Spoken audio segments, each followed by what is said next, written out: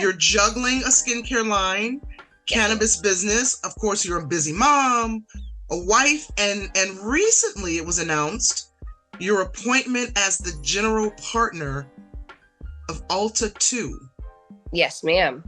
So I want to kind of know, how do you envision your collaboration with this company, right, impacting minority cannabis entrepreneurs in the U.S.?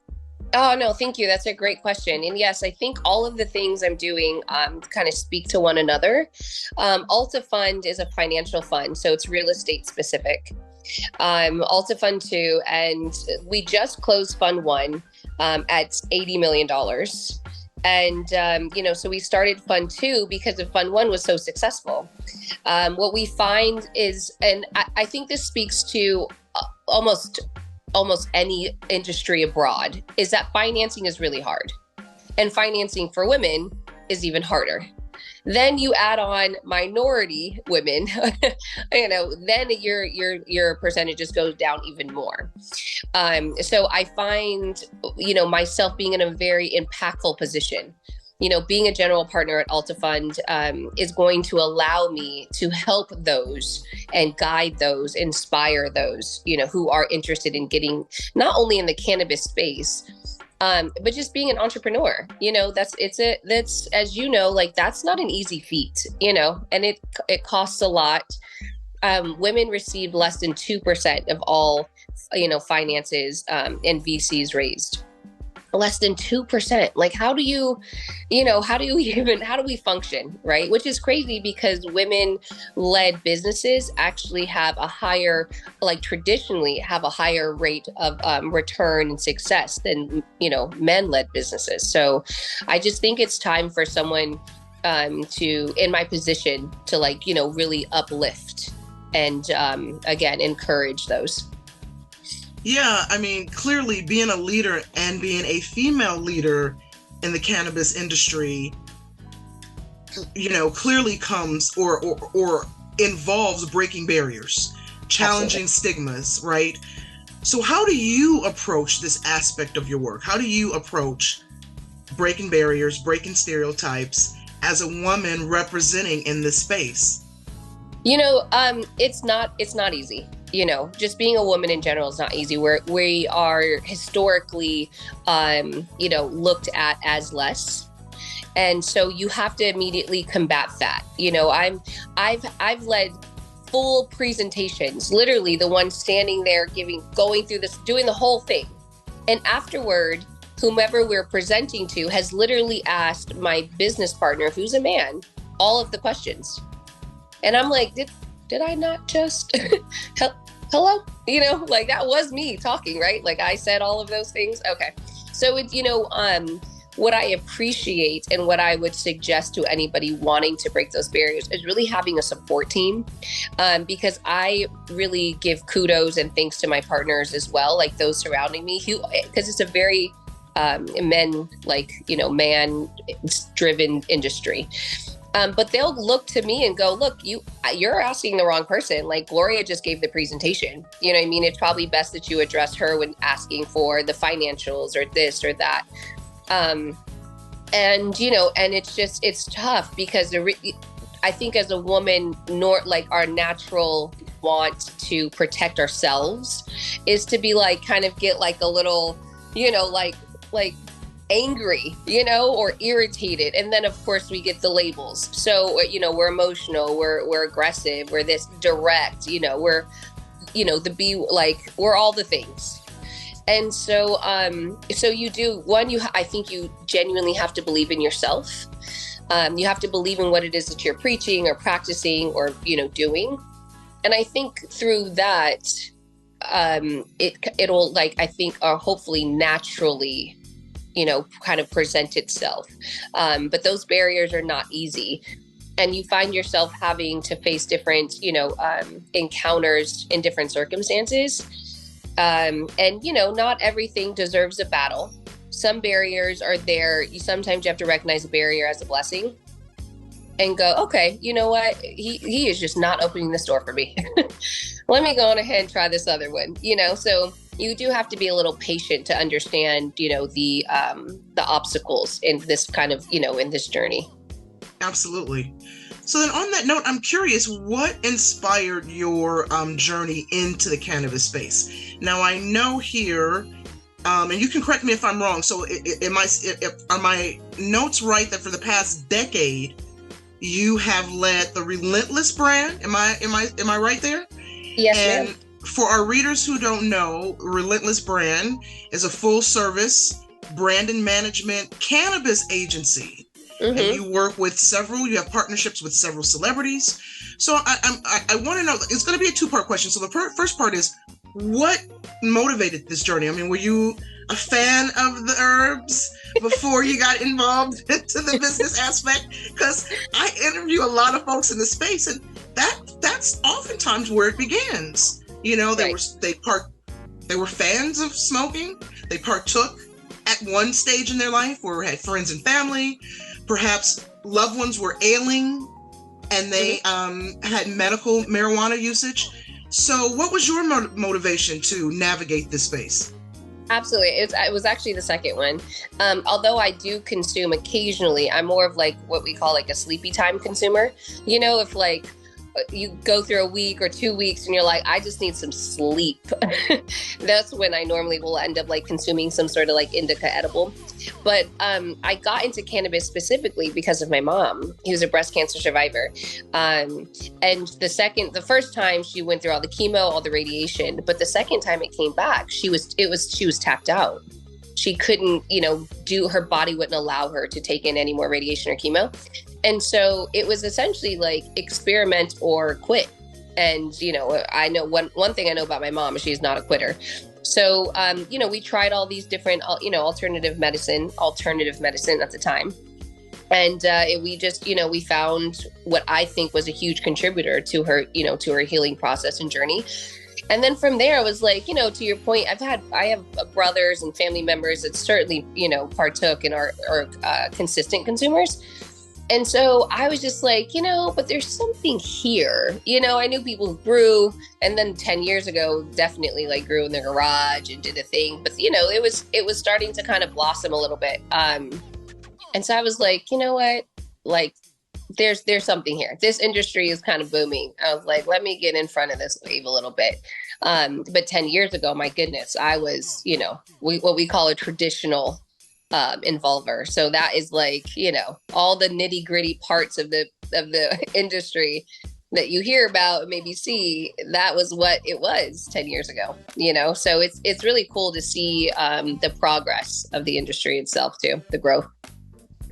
Well, can you elaborate a little bit on your brand's mission or part of your mission, I imagine, to align with celebrities to shift the negative perceptions around cannabis? Absolutely. I love working with our clients. Like we work with Whoopi Goldberg, Gary Payton, Paul Pierce, Freeway Rick Ross. We're working with some other really cool celebrities that are coming on board, like Bill Bellamy, Tiffany Haddish. So these are all very exciting things. And I think for us and me specifically, like I really enjoy, to your point, like breaking down the stigma of cannabis. We get so many things saying like, oh, cannabis is this, and pretty much all negative stuff, right? It's like cannabis makes you lazy. You can't, function. Cannabis enhances seizures. I'm like, what in the, just bananas. But Relentless for me, it started because I realized there are so many things around the industry that we couldn't participate in, like advertising, marketing. There's things that I was like, okay, wait a minute. So I think that Relentless represents like the shovels and the pans of like the gold rush. We're the things all around, the plant.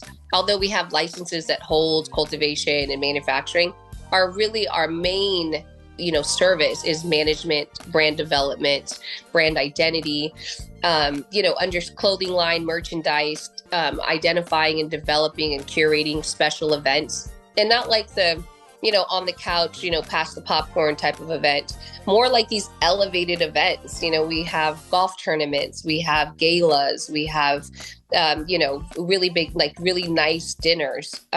So that's really what the heart of Relentless is really, it's just a 360 support around, just the space in general. course, right on. So then I want to switch gears really quickly because I know you have so much going on as far as your businesses. Skincare. So it says here that your inclusive wellness, there's a relaunch. Has the relaunch come, or is it coming this year before Christmas? And part of the relaunch, it says new bundle offerings and products. What can you tease us about this, Miss Gloria? Ooh, this has been a project, a passion project, and it started during COVID. Everyone had like some downtime, right? And for me, what I realized is that there's so much beyond skincare. Inclusive wellness is really a wellness community. And what we're really trying to do is like build and identify opportunities and support for any anxiety, depression, lack of self-worth, just, really pushing the need for self-care. My mom influenced me on that too, because she's a very strong woman. She's a mother of 10. And so she never had time for herself. And I was actually mad at her when she was diagnosed with cancer, because I was like, you never go to the doctor. You never do da-da-da. It was just, and so for me, it was like, I don't want to be that way. I want to do my annual checkups. I want to go to the doctor when I don't feel good. I don't want to have to try to power through every time. And so that's what inclusive wellness is. It's really just this inclusive, community. But behind that, just given our traditional ways of just, society, when you look good, you feel good. So I was like, okay, well, we can start there. So the skincare line is, that has natural ingredients. We own all the IP and formulas. It's this routine, and I think this routine is what we found to be really helpful in, helping those kind of push through that dark time. It's like, and it's a very simple routine. It's like a face routine. We have a cleanser, a body scrub. a cleanser, a moisturizer, a charcoal scrub, eye mask, bath bombs, like just this moment for you. And the relaunch, because when we launched it, it was a soft launch. We gave it to our friends, our families, we were like, tell us what you think. And then so now we've, done all of our research and development and things like built it out. So we are going to be relaunching it right before the holidays. So I'm very excited to reintroduce the inclusive skincare line and keep pushing for, supportive wellness community. Well, that sounds so exciting. I will keep my eye out for that for sure. And on that note, let me ask you, what do you think sets, I know you just kind of unpacked the products just a little bit here, but as we know, there are so many skincare products on the market, so much competition. What sets inclusive wellness apart from others on the market, would you say? And specifically, for us darker complected girls, right, with our dark spots and our deep pores and our pore issues. I know women of all complexions have the pore issues, but is there any specific skincare concerns in your product line that address issues or concerns that Black women have specifically about their skincare wellness? Absolutely. That's actually in development. So, we're a blended family, and my daughters are, we have a variety of complexions in our family. And so actually, we're coming out with like a turmeric mask that will help combat. It's like turmeric, Greek, some of the ingredients from what you'll find in Greek yogurt, honey, different like extracts as well, because my daughters have different, skin issues or, pigmentation. So to your point, we've experimented with within our family to go, because what works for me is not going to work for you or them, so we're trying to identify different ways without pumping the skin full of chemicals and toxins. But actually having something that does work, so we're working on something that we feel like would be a skin lightener in the way of addressing some of the dark spots, but without, again, changing your legitimate pigmentation, or melanin. So it's certainly in the works. I think that's what's really cool about inclusive, is that we're never going to stop research and developing, some of the different items, and that's actually part of our technology, part of identifying, what, how you take a picture, like if you go get your eyebrows threaded, they're like, take a picture, I need to see, this, that. It's kind of going to be the same type of technology. We're asking you to submit pictures. We're asking you to fill out a questionnaire.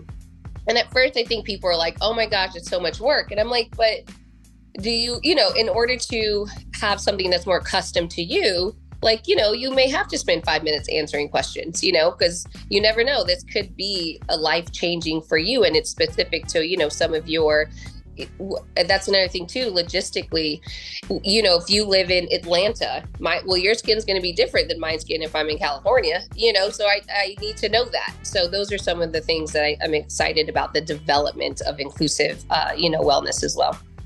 Right on.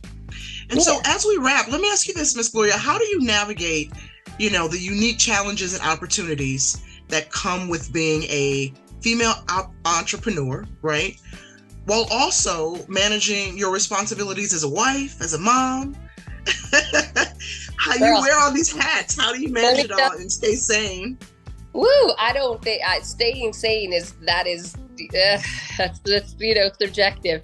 If you saw me 5 minutes ago, you would have been like, "Oh, she is nuts." But it is tough. I think it goes back to me to being a support. I'm very lucky. My kids are at an age now where they're relatively responsible, and that was heavy air quotes. You know, but I feel for those who have the mom guilt. You know, trying to make dinner, make the games, make your presentation, your own personal deadline, go to the doctor, you know, make sure they got lunch, make sure your husband's straight. Like I couldn't even imagine what goes on, like what this looks like visually in here. And there are days where I am certainly like, I swear to God, I'll kill you. If you don't get away from me, I will murder everybody in this house, you know? And then other days where you're like, you know what? I got this. Like, we're good. You're good. We're good. We're good. All right. Everybody's good. Okay. Cool. And it's just, you know, I think it's just a matter of like your support system. Like Derek is amazing with being like, you know, okay, babe, like, no, take it. Sometimes he'll be like, you need a water break. When's the last time you had water? You know, like what's happening here? And so it allows me to tap into myself. But you know, we're resilient as women. Like, you know, we figure it out. You know what I mean? I know that sometimes you probably look back even at your own experience or past and go, like, how did the person in my life do it? I look at my mom, I'm like, oh, you have 10 kids. Like, you know, like, and I'm over here complaining about 5 and they did it on much less. What they did for 10 kids, I can barely do for 2, you know? So I just think that once we as like just genetically make up our mind, we're going to get it done. Like we'll get the task done, you know? And I think that's what actually has been really helpful in being an entrepreneur, because you can multitask. You know, you can go, okay, look, for me, one of the best things I do is I go, okay, Tuesdays are this day to work on this specific, you know what I mean? So Tuesday is my inclusive day. So everything all day inclusive, you know, then Wednesday is this day, and then Thursday is that day. And then you do all the things on Friday and you catch up. So I think being super organized for me has been really helpful. You know, relatively organized. Like I was late today, right? So you're kind of like, you know, you lose a few battles. But you know, that is one of the things we have calendars, I feel like, for all the kids' activities everywhere, trying to help them get organized so that you don't freak out on them. You know, a lot of threatening happens, you know what I mean? I'll take your phone away, you know, please don't have me kill you today. Like, oh, I'm not trying to go to jail today. You know, there's all those moments.